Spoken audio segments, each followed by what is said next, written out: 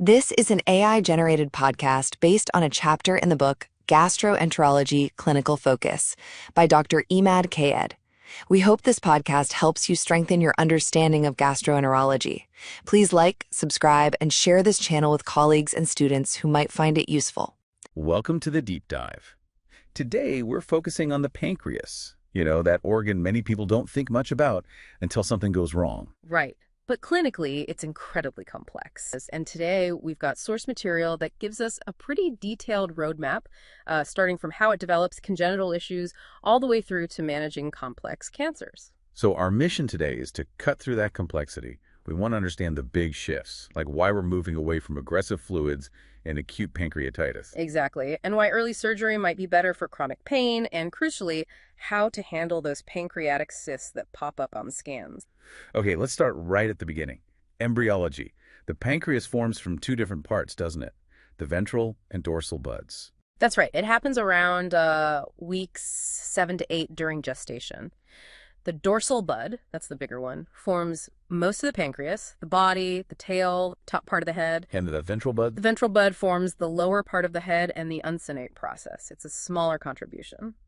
And normally, these two parts and their ducts just fuse together smoothly. Yeah, ideally.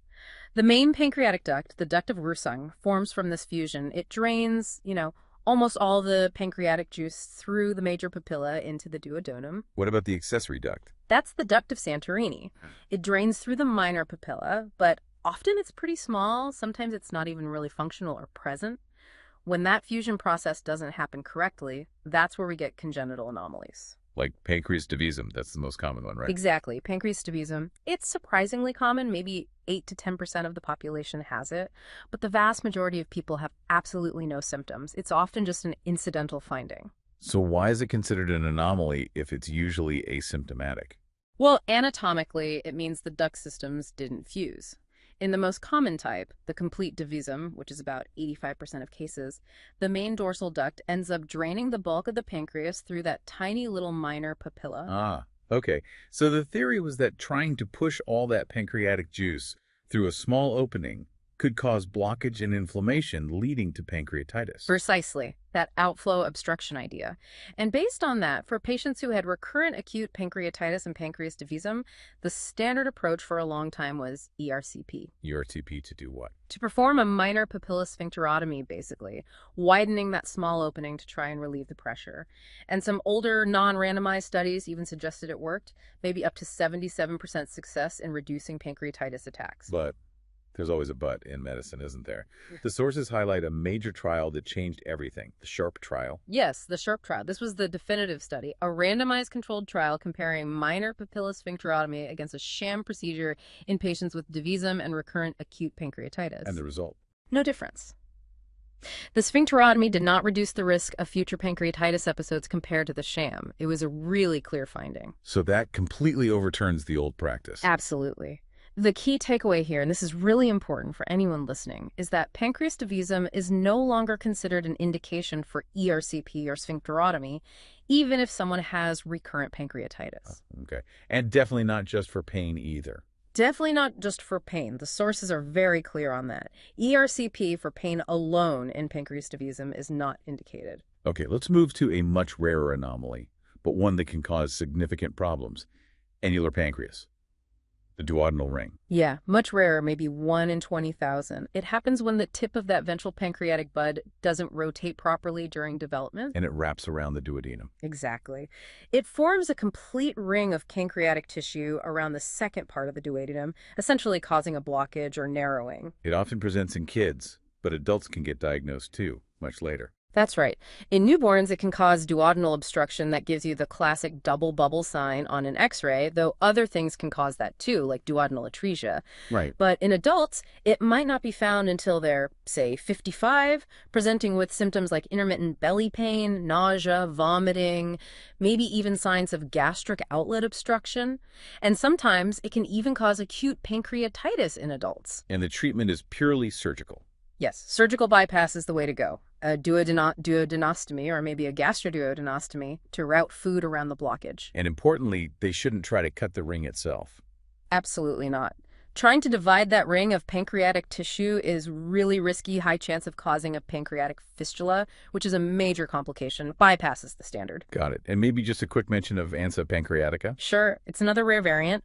The main duct forms a loop, or the accessory duct makes an S shape. It can potentially cause obstruction and, again, lead to acute pancreatitis in some cases. Very uncommon, though. Okay, shifting gears from structure to inflammation. Acute pancreatitis. How do we nail down this diagnosis? It's based on meeting 2 out of 3 specific criteria. First, that typical abdominal pain, usually severe, constant, often radiating straight through to the back. Second, elevated pancreatic enzyme serum amylase, or more specifically lipase, at least 3 times the upper limit of normal. Okay. And third, characteristic findings on imaging, like CT or MRI, showing inflammation or changes in the pancreas. And once you've got the diagnosis, figuring out the cause is paramount. Gallstones and alcohol are the big 2, right? Overwhelmingly, yes. Gallstones and heavy alcohol use account for the vast majority, but you always have to think about the less common but specific causes. Like what? Hypertriglyceridemia, for instance. Usually the triglycerides need to be really high, like over 1,000 milligl. Sometimes you might see milky-looking blood or skin findings like symptomas. Interesting. And drugs. That list seems to keep growing.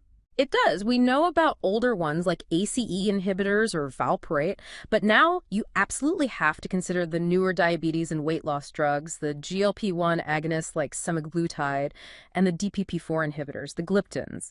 They're definitely on the list of potential culprits. Hypercalcemia too, though that's less common. So diagnosis confirmed, cause considered. Next step is assessing severity, using the Atlanta classification. Correct. The revised Atlanta classification is key because it really dictates management and predicts outcome. It all hinges on organ failure. Okay, break that down for us. Sure.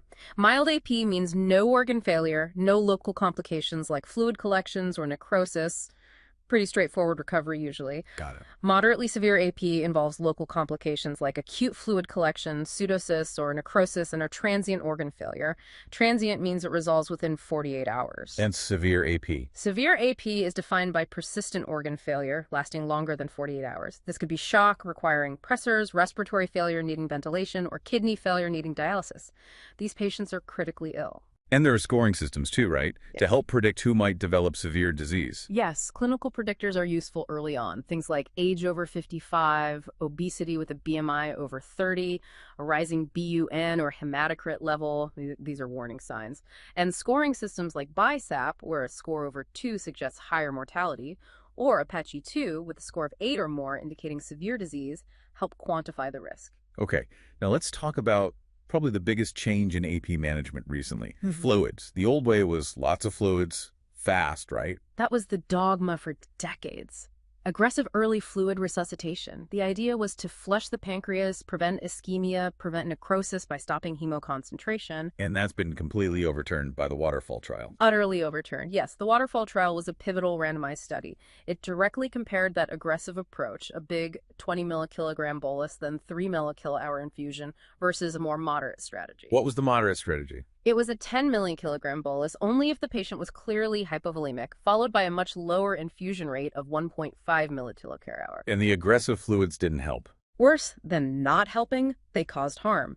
The trial was actually stopped early at its first analysis because the aggressive fluid group had a significantly higher rate of fluid overload. How much higher? It was 20.5% fluid overload in the aggressive group compared to only 6.3% in the moderate group. And importantly, the aggressive fluids did not reduce the rate of severe pancreatitis. No, we were basically drowning these patients without any benefit. What kind of problems does that fluid overload cause? It can lead to things like pulmonary edema, significant ascites, and it contributes to intra-abdominal hypertension, which can actually worsen inflammation and organ perfusion. It was counterproductive. So the bottom line now is, aggressive fluid resuscitation in acute pancreatitis needs to be abandoned, period. The current standard, based on waterfall, is moderate resuscitation, think 1.5 millikilohour of lactated ringers, giving boluses only if there's clear evidence of hypovolemia, and closely monitoring things like BUN, creatinine, and hematocrit to guide therapy. okay, that's a massive shift. What about feeding? We used to keep patients MPO for ages. Another big change. Early feeding is now encouraged. If the patient can tolerate it, meaning no worsening pain, nausea, or vomiting oral feeding, usually low-fat solids should be started within the first 24 hours. And if they can't tolerate oral feeding? If they can't tolerate it within about 72 hours, then we move to enteral nutrition. A feeding tube, either nasogastric NG or nasojejunal NJ, is strongly preferred over parenteral nutrition, TPN. Why enteral over TPN? The data shows enteral feeding is associated with fewer complications, especially infectious complications, and might help maintain gut integrity. TPM is really reserved for when enteral feeding isn't feasible, and definitely no probiotics they haven't shown benefit and could potentially be harmful. Right. Now, antibiotics. With necrosis potentially developing, it feels like antibiotics should be given preventatively. It feels that way, but the evidence is strongly against it. Prophylactic antibiotics, meaning giving them just in case infection develops, are not recommended, even if CT shows pancreatic necrosis. So when do you use antibiotics? Only if there's a strong suspicion or confirmation of infection. For example, if a patient becomes septic, develops worsening SIRS, or if cultures come back positive. In those cases, you'd use broad-spectrum antibiotics, like a carbapenem, while waiting for culture results. But if cultures are negative and the patient improves, you should stop them. Okay. So let's say necrosis does get infected. What's the approach? If infected necrosis is confirmed, maybe by gas on CT or a positive FNA culture, and the patient is relatively stable, the first step is often IV antibiotics and supportive care for at least 4 weeks. 4 weeks? Why wait so long? That time allows the necrotic collection to mature and wall off. It becomes better defined, often partially liquefies, making it much safer and easier to drain later if needed. Trying to debride early, non-walled-off necrosis is very risky. And when it's time to drain or debride that walled-off necrosis, what's the preferred method? Surgery used to be common. Surgery, especially open surgery, is now generally the last resort. The preferred approach is minimally invasive, primarily endoscopic. Endoscopic drainage. Yeah. How does that work? Usually it's transluminal drainage. Under U.S. guidance, a stent, often a large lumen-opposing metal stent, LAMS, is placed directly from the stomach or duodenum into the necrotic cavity. This allows the contents to drain internally. Sometimes direct endoscopic necrosectomy is done through the stent tract as well. Percutaneous drainage is another option. And this is better than surgery. The evidence suggests yes, particularly regarding long-term complications. Trials like Tension and Miser compared endoscopic approaches versus minimally invasive surgical necrosectomy.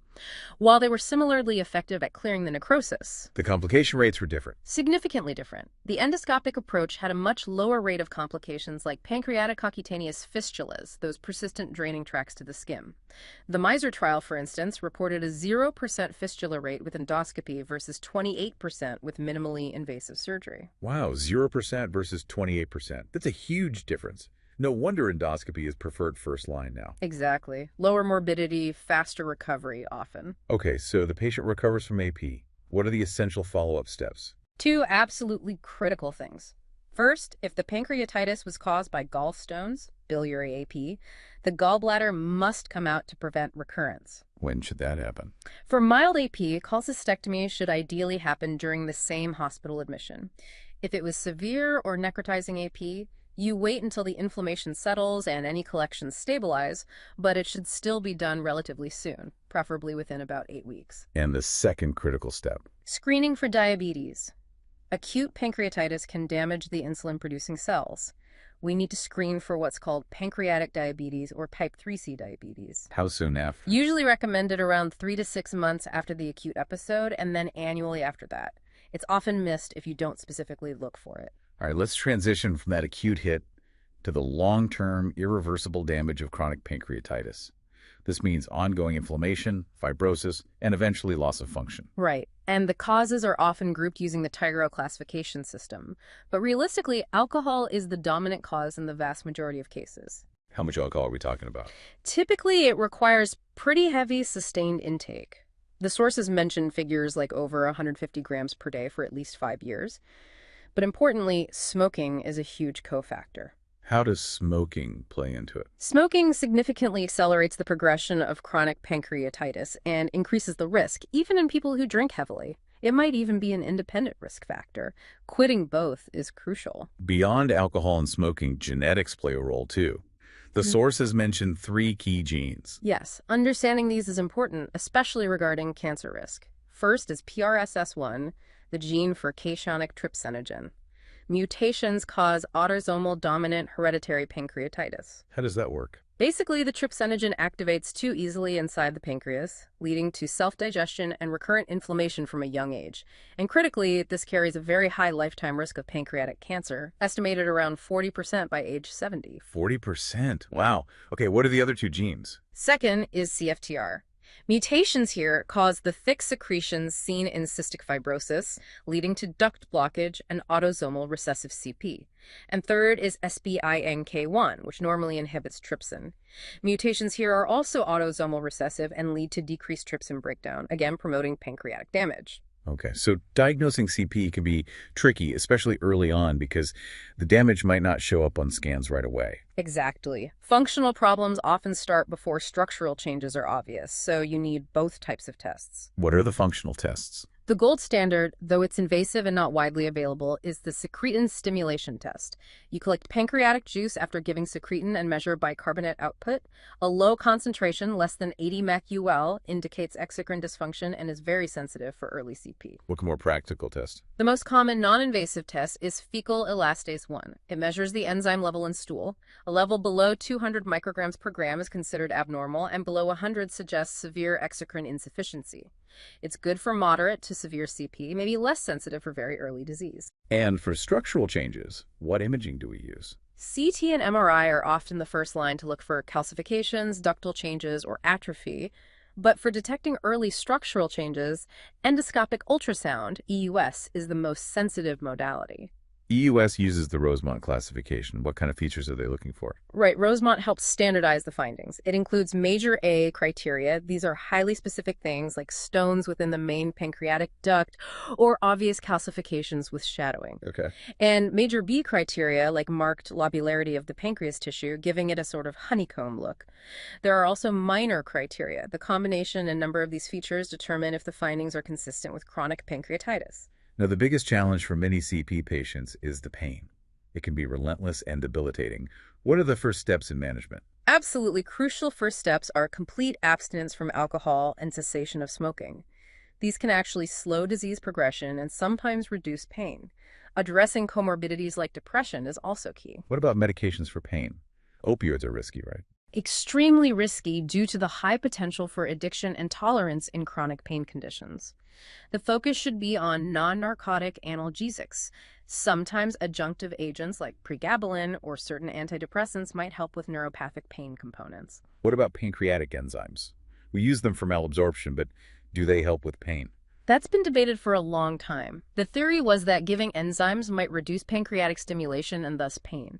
However, the most recent ACG guidelines from 2020 explicitly state that pancreatic enzyme therapy is not suggested for the primary purpose of pain relief. Why not?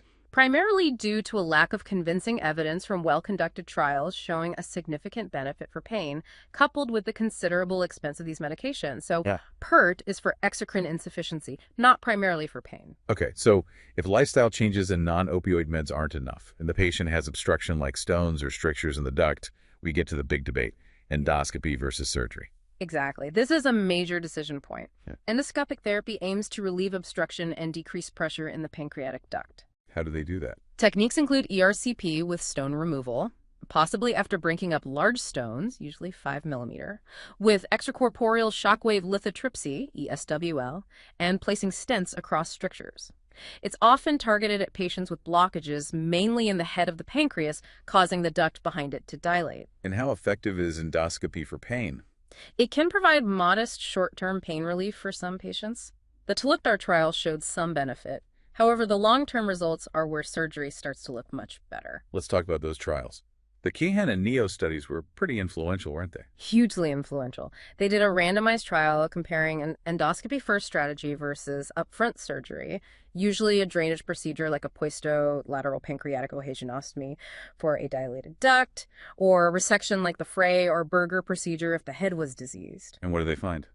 They actually had to stop the trial early. The surgical group had significantly better long-term pain relief, 75% versus only 32% in the endoscopy group at 2 years. Wow. But maybe even more striking was the need for repeat procedures. Over 5 years, only 5% of the surgery patients needed another intervention for their pancreas. In the endoscopy group, it was 68%. 68%. That's an incredible difference in procedural burden. It really is. Multiple ERCPs, stent exchanges, it takes a toll. Then the ESCAPE trial added more weight. What did ESCAPE show? ESCAPE looked at patients earlier in their disease course who had obstructive CP and severe pain bad enough to just start needing opioids. Again, it compared early surgery versus an endoscopy first approach. And the outcome? Early surgery resulted in significantly lower overall pain scores when averaged over the 18-month follow-up period.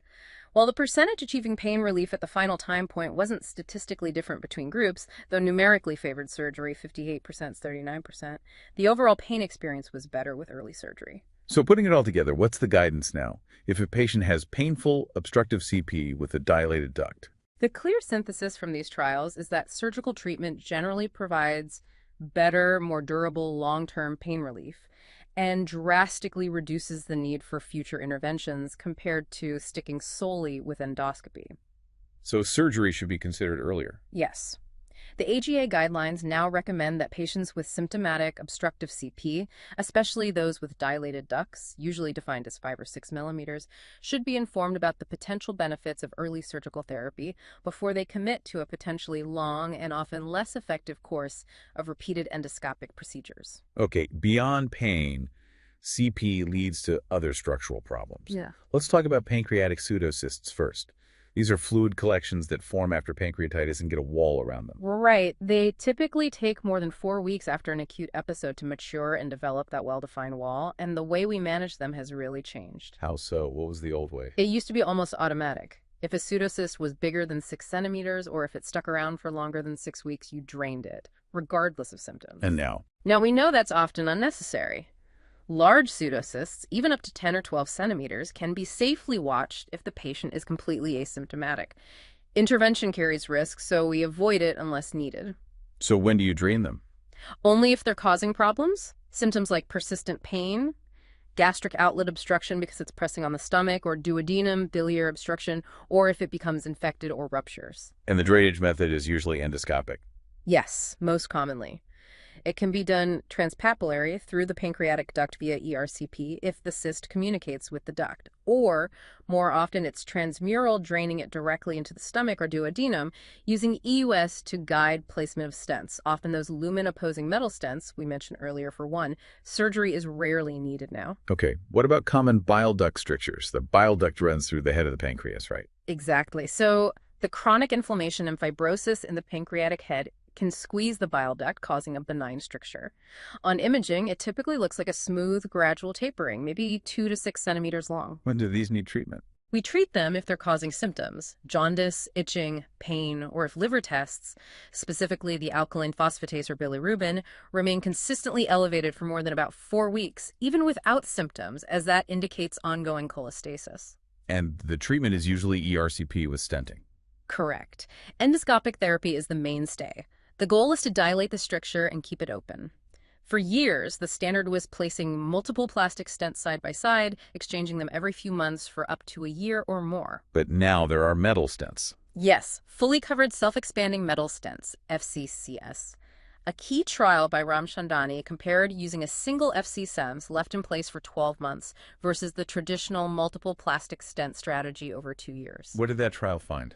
The resolution rates for the stricture were basically identical, around 75-77% in both groups. But the big difference was the number of procedures needed. Fewer procedures with the metal stent. Significantly fewer. The FC-SEMS group needed an average of only 2.6 ERCPs compared to 3.9 ERCPs for the plastic stent group over the 2-year period. So similar outcome, less hassle and risk for the patient. FC-SEMS are preferred now. Generally, yes. For benign biliary strictures due to chronic pancreatitis, the FC-SEMS approach is often preferred because it achieves the same result with fewer interventions. Now, a bile duct stricture can also be caused by cancer. How do you tell a benign CP stricture from a malignant one? That's an absolutely critical distinction. There are clues. Benign CP strictures tend to occur in younger patients. The jaundice might fluctuate or be less severe, and the stricture looks long, smooth, and tapered on imaging. And malignant strictures. Malignant strictures are usually seen in older patients, cause rapidly progressive and high levels of jaundice, and often appear as an abrupt, irregular, or shouldered cutoff on imaging. You always need to look carefully for an associated pancreatic mass, get tissue samples if possible, like brushings or biopsies during ERCP or USFNA, and check tumor markers like CA19-9. Ruling out cancer is paramount. Makes sense. Finally, let's touch on the functional consequence of all this damage.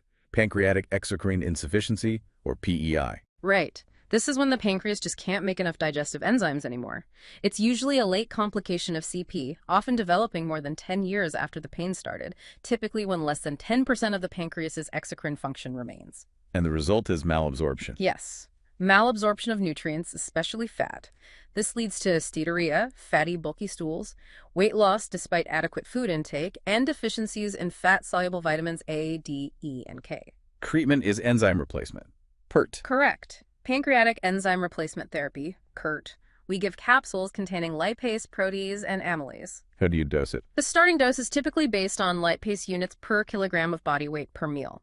A common starting point is 500 lipase units g-meal. For most adults, this works out to about 25,000 to 40,000 lipase units taken with each meal, and maybe half that dose with snacks. Anything else important about taking PERT? Yes, very important. If the patient is using an uncoated enzyme preparation, they must also take acid suppression medication, like a PPI or H2 blocker. Otherwise, stomach acid will destroy the enzymes before they reach the small intestine where they need to work. Most modern preparations are enteric-coated to protect them from acid, but it's something to be aware of. Okay, moving on to a condition that can really mimic pancreatic cancer. Yeah. Autoimmune pancreatitis, or AIP. Yes, AIP is crucial to consider in the differential diagnosis of a pancreatic mass or unexplained pancreatitis. It's not caused by alcohol or gallstones, but by the body's own immune system attacking the pancreas. And there are two types. That's right, type 1 and type 2, and they're quite different. Type 1 AIP is actually part of a broader systemic condition called IgG4-related disease. What does that mean? It means other organs can be involved. These patients tend to be older, average age around 60, more often male. They characteristically have high levels of IgG4 antibodies in their blood. And very commonly, maybe 70% of the time, they also have IgG4-related sclerosing cholangitis, affecting the bile ducts. Other possibilities include salivary gland swelling or retroperitoneal fibrosis. Okay, and type 2 AIP. Type 2 AIP is different. It's thought to be a pancreas-specific autoimmune disorder, sometimes called idiopathic duct-centric pancreatitis. IgG4 levels are typically normal. Patients are usually younger, average age around 40, and it affects men and women equally. Is type 2 associated with anything else? Yes, a key association. Up to 30% of patients with type 2 AIP also have inflammatory bowel disease, usually ulcerative colitis. How does AIP look on imaging? How do you distinguish it from cancer? The classic appearance, especially for type 1, is a diffusely enlarged, swollen pancreas, often described as sausage-shaped. There might be a hypoattenuating rim or capsule around it. Crucially, unlike cancer, which often causes significant upstream duct dilation due to blockage, AIP typically shows minimal or no pancreatic duct dilation relative to the gland swelling. But it can sometimes look like a focal mass, right? Yes, that's the atypical presentation that really mimics cancer. Diagnosis often relies on a combination of clinical picture, imaging, serology, IgG4 for type 1, sometimes biopsy, and importantly, response to treatment. What is the treatment? The initial treatment is usually steroids, like prednisone, typically started at around 40 milligrams per day for about 4 weeks, then tapered. A dramatic improvement in symptoms and imaging findings with steroids strongly supports the diagnosis of AIP, especially type 1. Does it tend to come back? Relapse is quite common in type 1 AIP, maybe 30–60% of the time, sometimes requiring long-term low-dose steroids or other immunosuppressants like rituximab, which is sometimes even used first line now. Relapse is much less common in type 2, usually under 10%. Okay, let's switch gears to pancreatic cysts. These seem to be found incidentally all the time now with more imaging. They really are, and finding one can cause a lot of anxiety because some cysts have malignant potential while others are completely benign. The whole workup is about differentiating them. And the first step is always considering the patient. Absolutely. Are they a surgical candidate? What are their comorbidities? That context matters.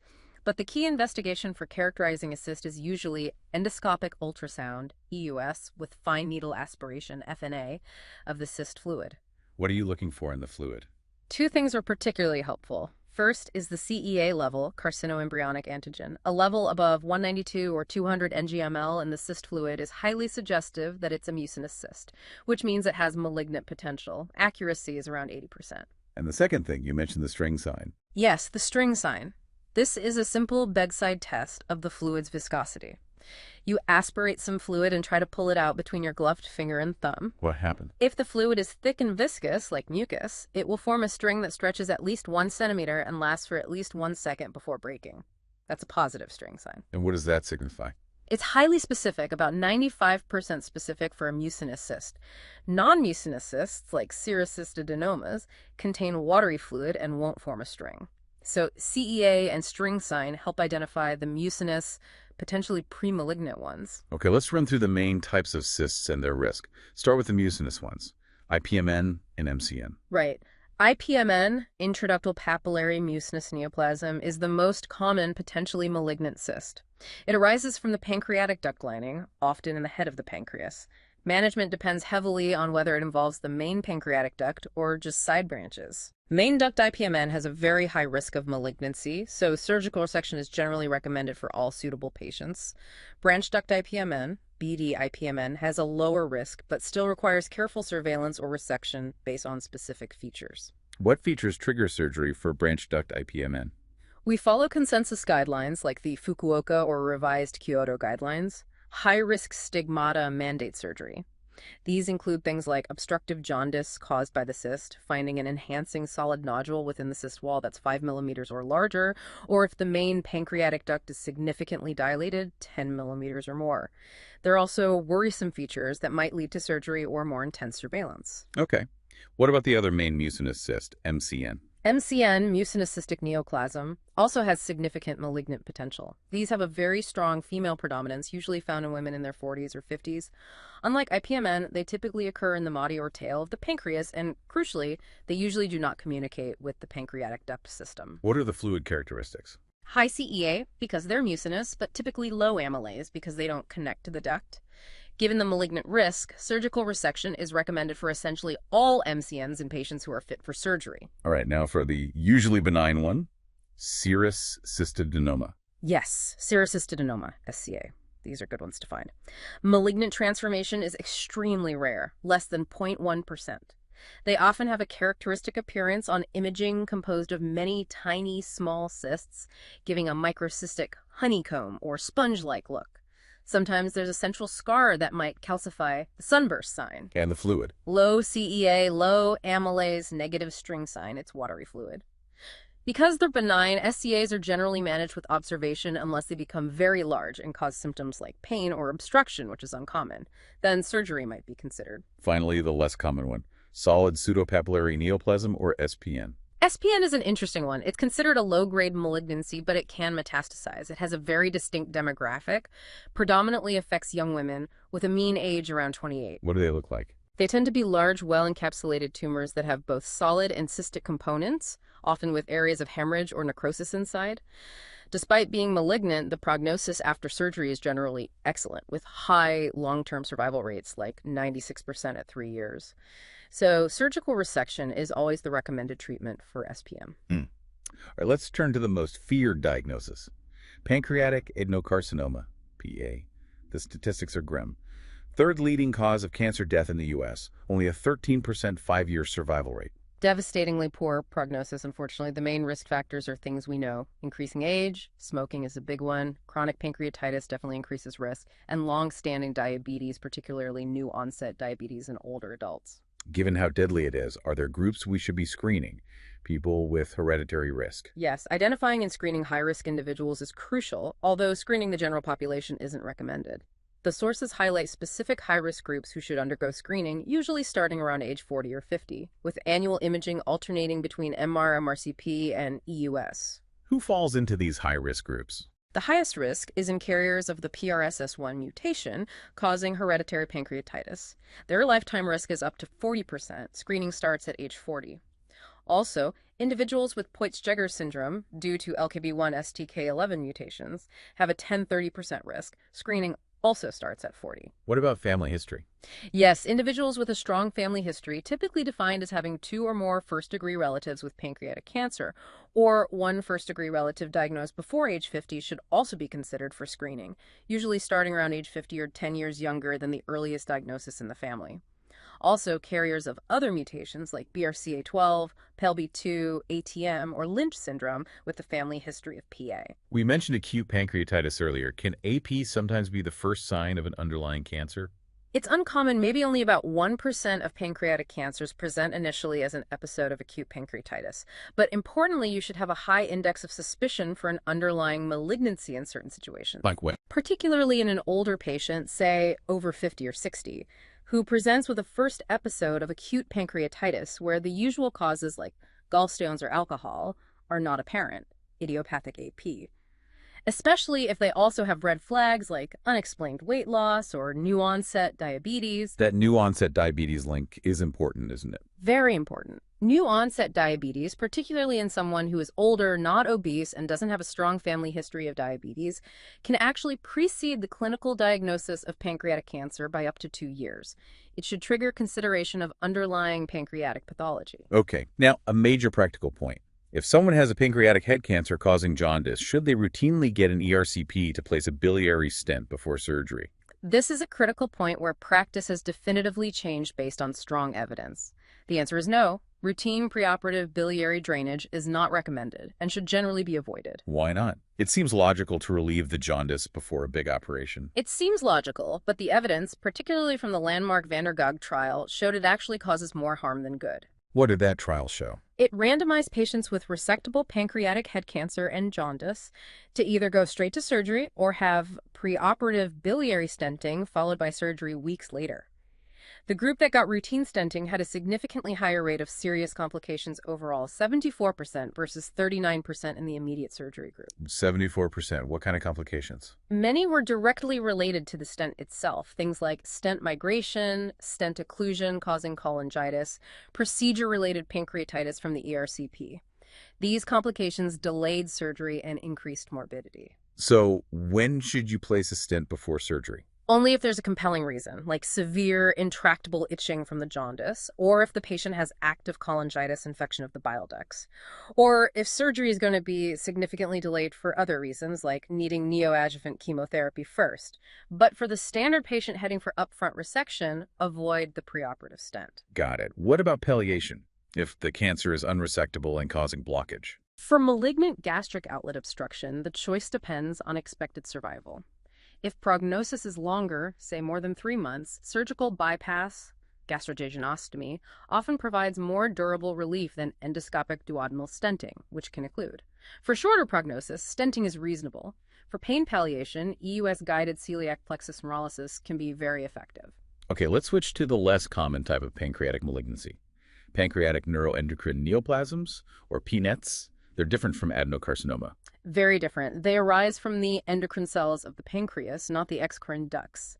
They account for maybe 3% of pancreatic tumors. Classification is key here. How are they classified? Based on the WHO 2019 system, we first distinguish well-differentiated neuroendocrine tumors, NETs, from poorly differentiated neuroendocrine carcinomas, NECs, which are much more aggressive.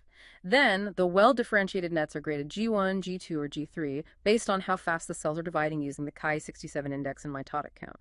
G1 is low-grade, G3 is high-grade, but still considered well-differentiated pathologically, distinct from NECs. And about half of them actually secrete hormones, functional PNETs. Correct.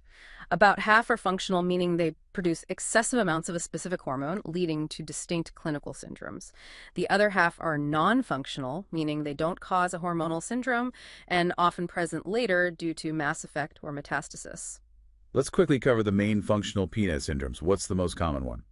The most common functional PNET is the insulinoma. It secretes excess insulin, causing hypoglycemia. Patients present with Whipple's triad.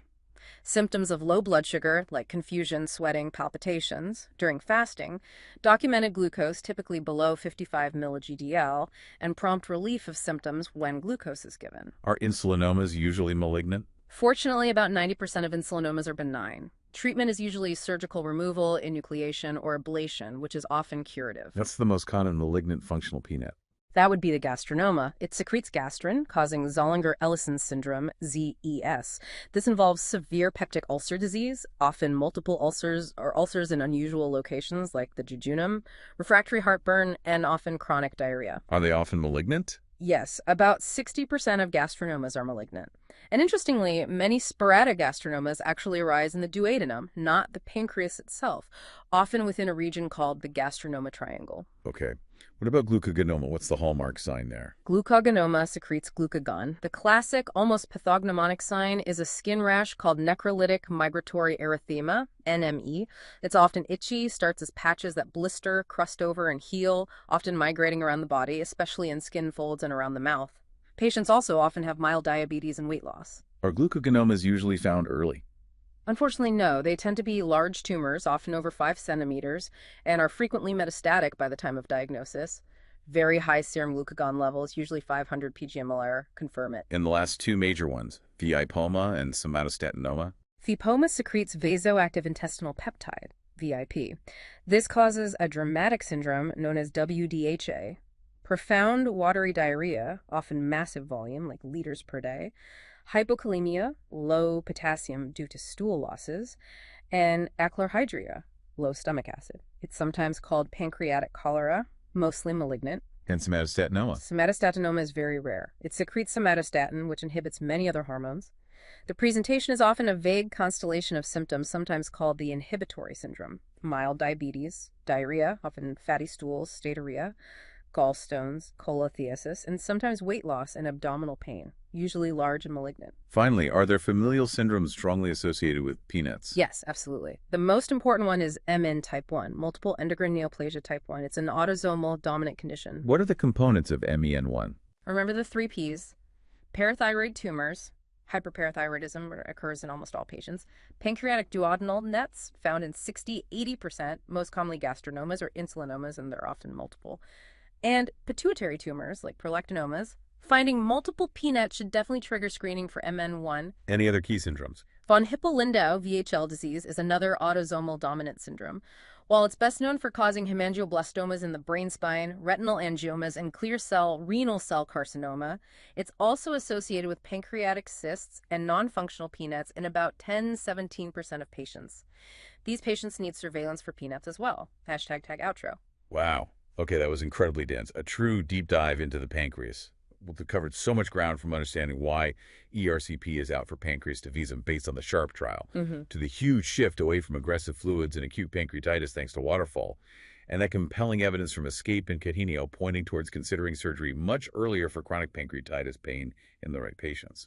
Absolutely. And I think the core message for you listening is that mastering pancreatic disease really hinges on understanding these classifications, whether it's Rosemont for CP, Fukuoka for CIS, or WHO grading for PNETs. Right.